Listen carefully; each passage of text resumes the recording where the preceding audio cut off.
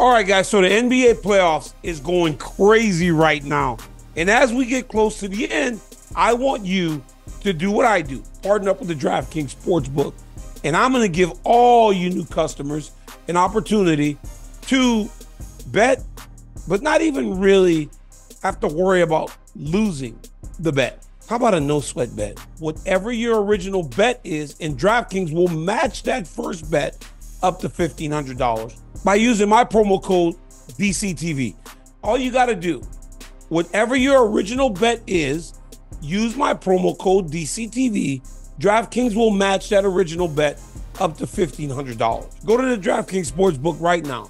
Sign up using my promo code DCTV. Get a no-sweat bet in the amount of your original bet up to $1,500. When the NBA playoffs are as good as they are right now, DraftKings is up in the ante. Guys, go to DraftKings Sportsbook right now, an official sports betting partner of the NBA. And at DraftKings, the crown is yours.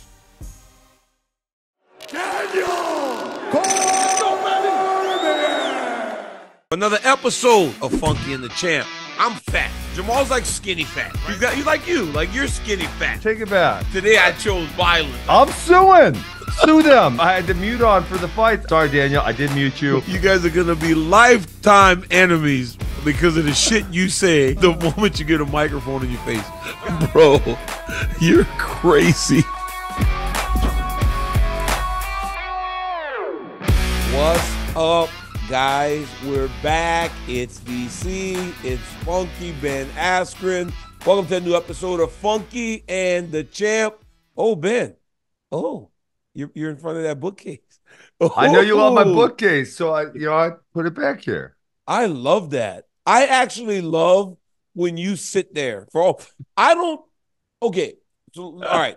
Let me just make sure I tell the truth. All right. So your wrestling videos, right? Mm-hmm. I don't necessarily appreciate them as much because while I value your wrestling, I'm a little bit jealous of the success you have. So I tune out to it. And so I tune out to the success. So I'm a bit jealous. But when I see that bookshelf, I cannot ignore it. So I watch every wrestling video because I'm like, oh, he's in front of that bookshelf. And I want to feel smart. So I feel like through osmosis, I'm smarter because I know you and you sit there. It's amazing. Yeah, you're just going to read all these books through osmosis. I love it. You read all those books, Ben? Yeah. Every one of those books you've read. I read more than that because the ones I didn't like, I got rid of somehow. Yeah. Damn, dude. Yeah, I didn't put my wife had a bunch of like garbage books. I didn't put, girls read like novels and stuff and stuff, but those are not. Just shit on her constantly. I don't understand why she is what a tremendous wife. She is, right? She takes your shit like, were you like this in college? You must have been like this in college. And she's like, okay, at least I know what I'm getting. Well, I didn't know her in college. I didn't know her in college. Oh, really? I was right out of college. I was a year out of college, yes. Wow, that's amazing. Because I figured the only way you got a girlfriend that ultimately became your wife was your success on the wrestling mat. No, that only works at Oklahoma State. Huh? That only works at Oklahoma State. No one else cares about wrestling as much. Oklahoma State got I don't want to now. See, now I'm making people mad at me. They got those mat maids, right, or whatever they call them down there. That's weird. It's like no one else does this. Only Oklahoma State. What's wrong with mat maids, bro? Like they don't exist anywhere else. They are the foundation of the program. Mat maids are the foundation of the program. It's a very proud tradition at Oklahoma State, and it only exists at Oklahoma State. But then Daniel, half the problem is half of them are married wrestlers by the time they're 20.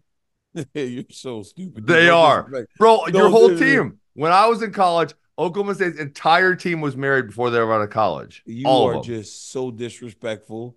I'm just saying. You're so disrespectful. But here's the thing. Yeah. Why is that disrespectful? When someone does this, like bite their finger, they know that they're going down a path that they shouldn't be.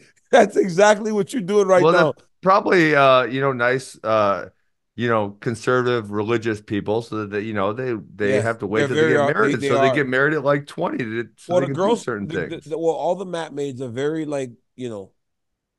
nice young women that help. Dude, you know what my mat maid did for me? 14 days. Wait, hold on.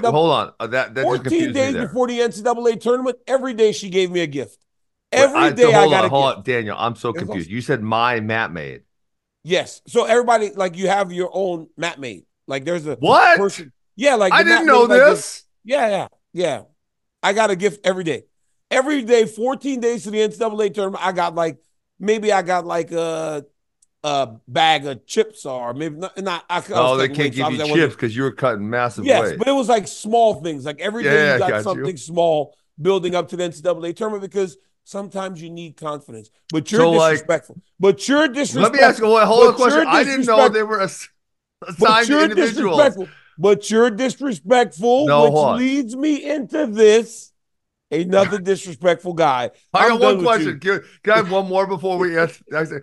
Like, what if like Johnny Thompson stole your mat maid? Like she was more into No, Johnny no, no, no, Thompson no, because no, he no, got no, more no, no. pins, and he's like, no, There's a that's my mat no, maid. dude.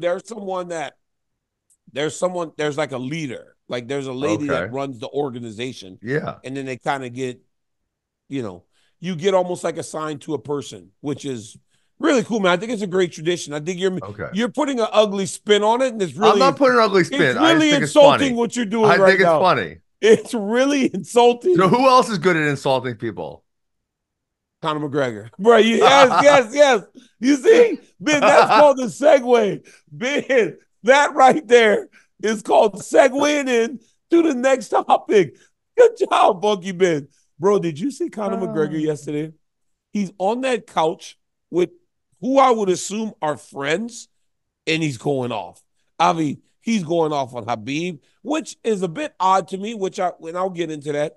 He's going off on Ilya Taporia. He's going off on Alexander Volkanovski. And then he's going off on a few people that I have no idea who they are. He doesn't know who they are. But, like, what did you make of that if you did? Did you see Okay. it? Well, I watched it because you guys sent it to me. But what is new? This is literally every single UFC. This is what Connor does. He But literally those gets guys on aren't fighting. Twitter. He just craps on everybody. But it's like, but you don't even fight anymore. I mean, now I'm even forgetting when the last. No, he's gonna fight. It's only a month away, allegedly, but he hasn't fought in, I don't know, 3 years or something. But every Saturday night he gets on Twitter and he craps on people. So not surprising at all to me. He definitely was under the influence of something. It's kind of funny. He's kind of a funny guy. That's why you know, he caught on so well because he's hilarious. You know, I don't know what's I'll most kick his concerned. head clean off his shoulders. Huh? He said he was going to kick Volkanovski's head clean off his shoulders. Bro, he said he would have had they fought. He would have Yes. kicked his head off his shoulders. I guess he's alluding to Volkanovski being short. But, like, Yes. bro, I mean, everybody's catching strays. Everybody's catching strays. So let's break it down. One, he attacks Khabib again. Yep. Right? That's forever. He'll never not do that ever. He's gonna be 80 years old attacking Khabib. Why? Because he got beat by Because him, he's or jealous, of course. No, you think he's jealous of Khabib? absolutely. No doubt in my mind at all. Come on, Ben. How could he be jealous? I'll Conor tell you McGregor, he's a exactly double how champion. He's got all the money in the world. He's got all the money in the world. He's Deep the down in double his heart. champion. Deep down in his heart, what he wanted to be was the most respected fighting champion on planet Earth. No money can make up for that. That's what Khabib is. Khabib is a fighting champion that everyone has a deep amount of respect for because of the way he lived his life. And Yep. Connor wishes he had that much respect for himself, but he's too busy with that he just can't control himself. So of course he's jealous of Khabib. How do you know he does all that stuff? You can't be saying stuff like that publicly, Ben. Ben, you What? cannot say stuff like that publicly without facts. Well, I'm pretty sure he's put it on Twitter. Did he put it on Twitter? I'm pretty sure he put it on Twitter. I saw it on God. he was on a yacht and there was all the things I'm talking about, right? Or no? Don't know, but I see him on yachts constantly. I mean, I've never seen the order, but Well, listen, I'm gonna say, gun to your head. Am I correct or am I false? Gun to your head right now. Whoa, you putting a gun to my head? Yes. In an You're extreme, dead. let me say this: in an extreme party situation, there's a lot of times where there are drugs and women of questionable character. That's what I call them. I don't call them women of questionable character. and drugs are present at a lot of extreme parties. That's Okay. all I'm going to say. Now, when Yes. I get to Khabib, you know what's odd about the Conor and Khabib thing? It's like, yeah, 2 days ago, like Khabib team or people associated with him said something about Conor McGregor while we crap on him. He was the one that started a lot of this double champ and all this other stuff. So for the first time, Khabib's team said something positive about Conor McGregor. I believe, or I think, or I would hope that's with the idea that down the line you can get that fight for Islam Makhachev because you know what it did for Khabib in terms of his star quality. Look what it did for Dustin Poirier, who Islam is fighting. So if you can manage to get Conor versus Islam down the line, that's the fight you want. Even Islam said it himself. We're talking to Kamaru Usman and Henry Cejudo. He said, you'd be an idiot not to fight Conor McGregor knowing what it means to you financially. Hey, aren't we all jealous of Khabib a little bit, though? Didn't we all want to retire undefeated and ride off into the sunset? He was undefeated, bro. He was undefeated. He made a boatload of money. He got to retire on top. He retired on his own terms.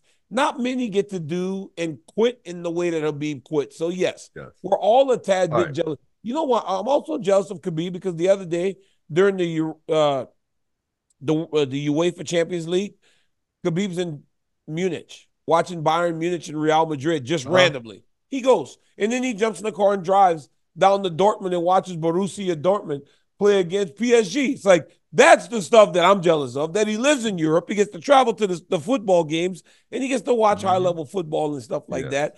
But he's also got a boatload of money. He was undefeated. So there are a lot of reasons to be jealous of Khabib. I would never have said that's the first word that comes to mind when Conor McGregor speaks about Khabib. Why else can't he let it go?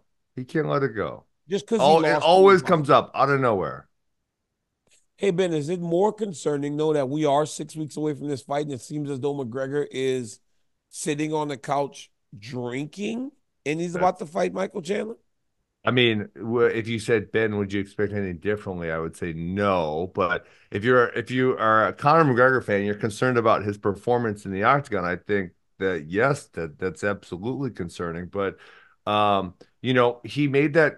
And so, you know, why I say Conor wanted to be a great champion, which, you know, some would argue he was definitely on that path and he became a champion, but then he was never able to maintain that, right? Because the levels of fame and money that came along with it. But if you remember, you know what, and I'm going to go way back here, when he won the belt against Aldo, he almost like started crying, you know, like, and that I'm not even saying that's a negative thing. I'm saying that's a positive thing. Mendez. It was Mendez. It was Mendez when he won the interim title, where it looked like he was overwhelmed with the emotion. Yes, because then I'm sure you've had one or many of those moments in your life. And actually, I was just telling Amy like how lucky I felt to like coach athletes who get to have that moment, and I get to have that moment with them. But that moment in your life when you knew I worked many years and it all led up to this, and I did this, and I didn't know that it would happen. It was not. There was no guarantee. There was no guarantee. You saw that in the Mendez fight. Yeah. Absolutely. He looked like he was overwhelmed, and yes, I think at some point he kind of lost that. Like that. At some point he lost that. Like that. I think he's still a fighter. Make no mistake about it. I think he's still a fighter. I think he's a high-level fighter. Yes. But I think at some point he kind of lost that love for everything that comes with that game. I believe that he still loves to fight. I believe that he's still going to be a really good fighter. But it's loving to train and loving to like be in the grind. And so let me go back. Appreciate those moments. I don't know, like some guys, look, some guys have so many of those moments, they almost become callous to it. It's the guy that can appreciate every one of those moments as if they're brand new that stays special. And I think that's very rare. I think it's very, very rare that a guy can do that. Early in his career, he fought, you know, Conor fought a lot. It was 5-11, 3-12, 3-13, 2-14, 3-15, 3-16. Like, he was super active, you know, and you could tell it was really important. But then since then, it's like, one in 2018, one in 2020, one in 2002 and 2021. He actually fought twice that year. But he hasn't fought since July of 21. So we're Well, going on. he broke his leg, right? He broke his leg. So Yeah. obviously that takes time. But so But that's, I mean, what's that? 4 fights, one, two, three, 4 fights in the last really 7.5 years. Like that's just not very active. So he's not the same guy he was. I think even with kind of the distractions, he's still a threat and he's still probably a good fighter and he can, definitely beat Michael Chandler. Michael Chandler can also beat him 100%. And this is definitely not the last drunken Conor McGregor rant we're going to see. It's going to be a regular thing for probably the next 20 years. Chael Sonnen said yesterday, Chael Sonnen said yesterday, how in the world do we come to the conclusion that the most disciplined guy in Michael Chandler is going to lose to the most undisciplined guy in Conor McGregor? I don't know if it's that simple. I don't know if it's that simple. Hey, did you get that text from Michael Chandler yesterday? No, what he said. No, you got it. You absolutely got it. I didn't get a text from Michael You Chandler. guys are best friends. I mean, we're friends. I don't know. Best is maybe a little extreme, but I didn't get a text. So apparently, I'm not as good friends with him as you Okay. are. So you know what I got from Michael Chandler? What? So Michael Chandler, dude, I told you, this dude is confident. I got a message, and it's a video of Mike, and I'm pretty sure it went out to a lot of people. And it said, "What's up, guys? See you at the top on June 20, whatever it is.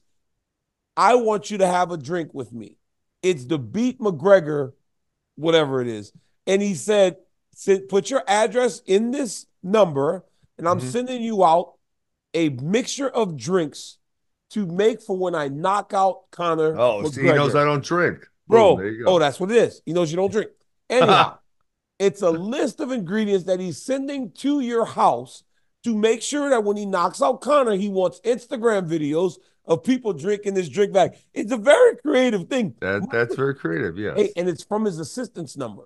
This is my he goes through it. You're getting this message from a number you don't recognize because it's my assistant. She is going to be sending out all these things that is going to allow for you to have a drink with me after I beat Conor McGregor. See you at the top, baby. That's kind of funny, huh? You like that? Would you have ever done something like that? You're not that creative. Well, you know what I did? I did do something like that. Maybe he learned from me. You know what I did in 2008, Daniel, when you and I made an Olympic team together? I made the Chin in China shirts and I distributed them at the Olympic trials before I beat your buddy Tyrone Lewis. You did. Tyrone Lewis is a nice guy. He shouldn't be catching a stray in this video. He seems you like always a great giving man. him strays. You no, I mean I was just Tyrone Lewis is a him, really so nice all. guy. Hey, he's got a new job at Baker University out in Kansas. So good for Tyrone. Nice. But does Chael have a point there before we move to the next thing? Does Chael have a point there that Michael Chandler's discipline is going to be why he wins this fight? Because hell, I'd imagine. Possibility. Hey, can I say this? Yeah. I mean, Jon Jones beat a lot of us, and we were pretty fucking disciplined. Yeah. He beat a lot of us, and we were pretty damn disciplined, Ben. Think about that. Discipline is not the only characteristic, although it is hard to argue that being more disciplined would make you less successful. But yes, in fact, it is unfortunate. We know a lot of people who are not that disciplined who had tremendous amounts of success. So, yeah, they're correlated, but they're not exactly the same, unfortunately. Yeah, I don't know if it's that simple. It's going to be a great fight, though. And I love that we're starting to the build. My bigger concern, though, outside of all the videos and the insults to people, because like you said, that's just Conor. Have you ever caught a stray? You had to have, I'm sure, because he insults everybody. Bro, he called me you remember when I was on Fox and they said Dustin's a hillbilly? And oh yeah. Yeah, this freaking Kenny you are goes, kind of you are kind of a hillbilly. A ghetto hillbilly. I was like, what? Of course I've caught a Conor McGregor stray. Everybody's caught a Conor McGregor stray. Yes, of course. Call me a ghetto hillbilly. Ghetto hillbilly. That's great. I should play that more often. And then we're sitting at a press conference in LA. Me and Dustin Poirier on one side, and him and Jones are on the other side. And he's just talking about Dustin's hometown and shitting on the town. And I'm like, yo, I'm from here too, bro. Like you're disrespecting me. I'm disrespecting Dustin. It's the craziest thing. He doesn't care though. He really doesn't care. Yeah. Ben, last week We Yes. finally started to get fights from UFC 304, I believe. 302. Oh, yeah. Yes. Curtis Blades is fighting Tom Aspinall. Leon Edwards is fighting against Bilal Muhammad. In that video, Conor did talk about them too, how Leon Edwards has too many decisions, snorefest. Leon Edwards, on the other hand, is saying he wants the Conor McGregor fight. Islam Makhachev wants the Conor McGregor fight. Everybody wants the Conor McGregor fight. But when you look at the fight card and you see that Tom Aspinall and Curtis Blades are fighting for the heavyweight championship or the interim title, is that the real world championship, or is the real world championship going to be fought for by Jon Jones and Stipe Miocic in November? I mean, we've talked about this before.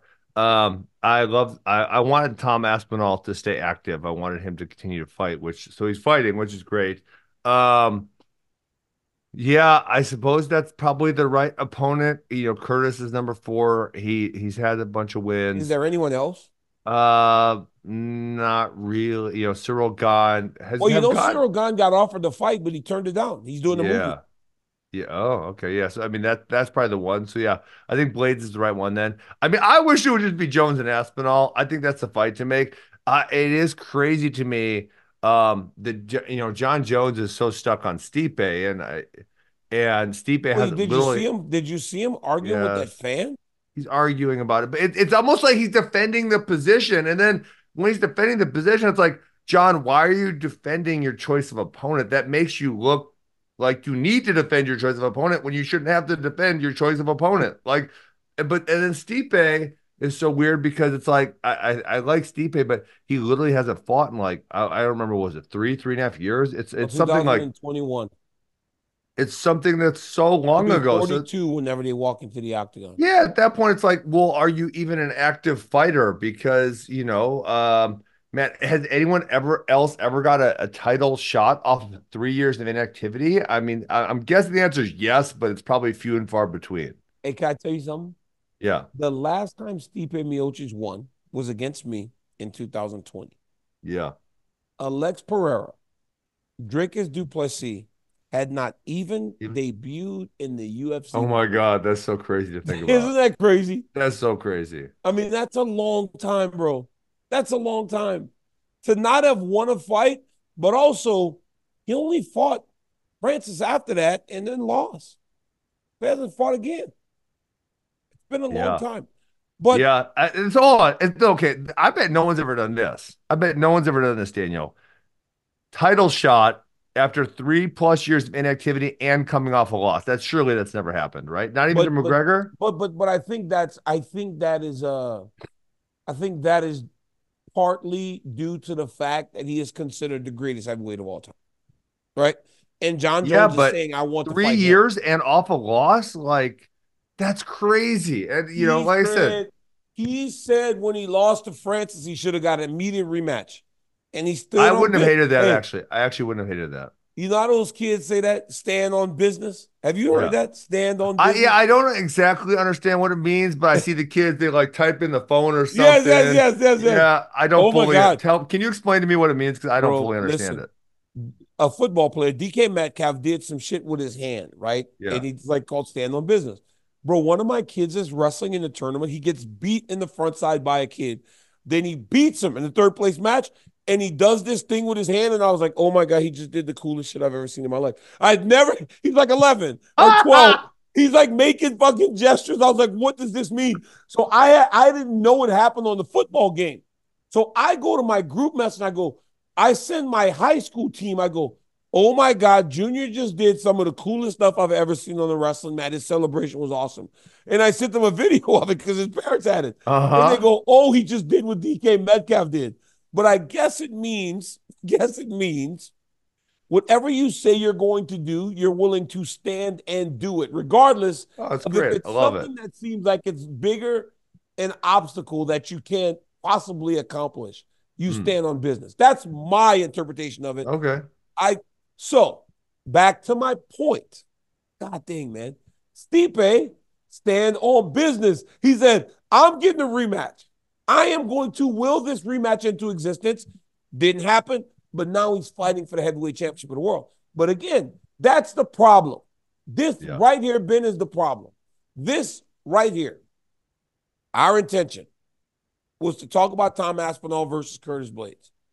And what did the conversation turn to? Seriously.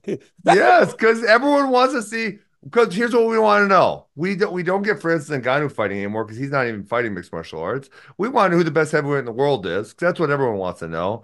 And in order to do that, we need to fight Tom Aspinall versus Jon Jones because Stipe has not fought in 3.5 years, and his last fight's a loss, and that sucks. But all of our times passes us. Stipe's 42, and he should have been more active. He hasn't fought in forever.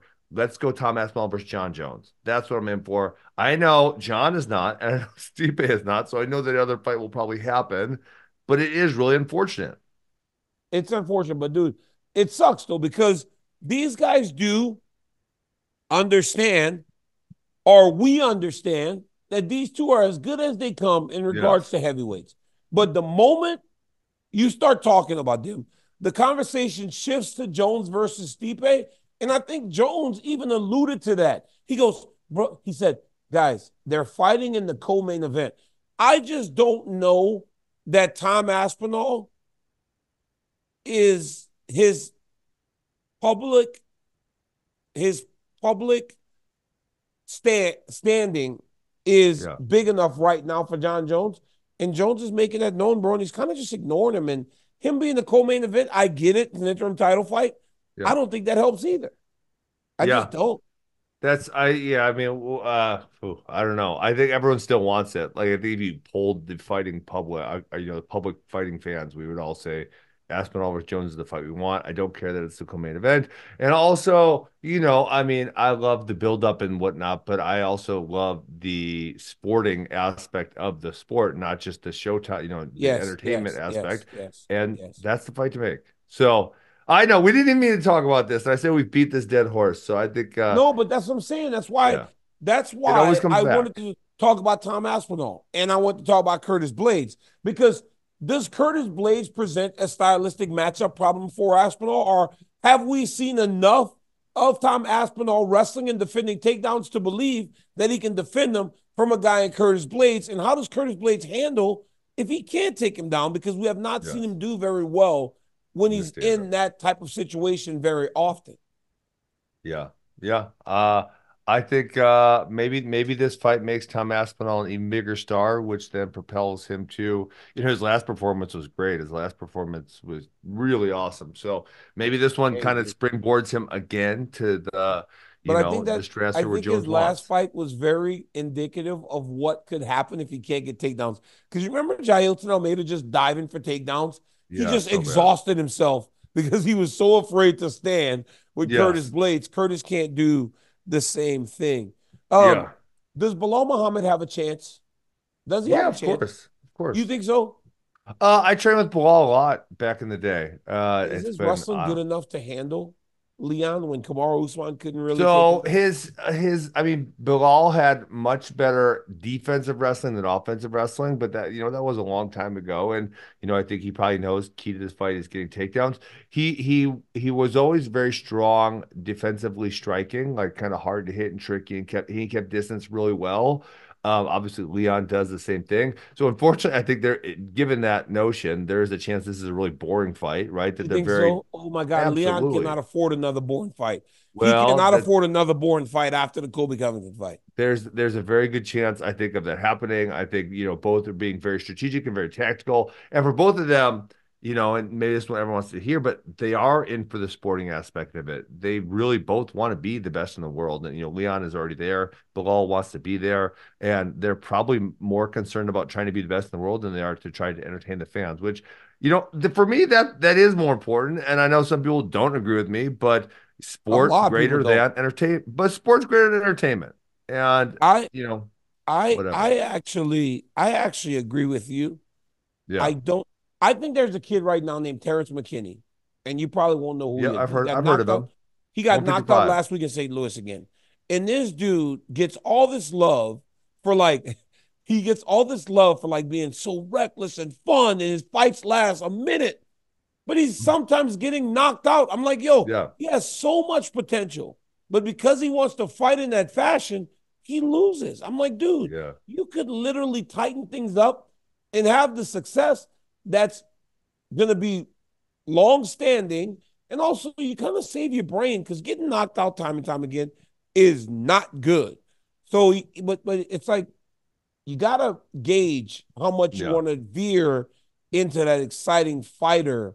But we've had a lot of people do that thing, right? And it's led them to I think really Chandler's long. like that. That's a Chandler's problem. like that. Gaethje, Donald Cerrone, like we've had kind of a lot of people take that route, and it's kind of a fun, exciting route They to make a take. lot of But money yes, too.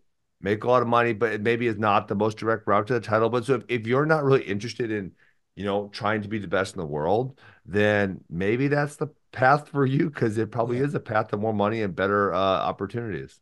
That's a lost thought on you and I, though, boy. All we've ever known our Yeah, whole life is be the best in the world. Like that's what I want to try the to do. moment we Yes. learn to wrestle at a high level, everybody's like, you go be the best in the world if you want to prove that you belong.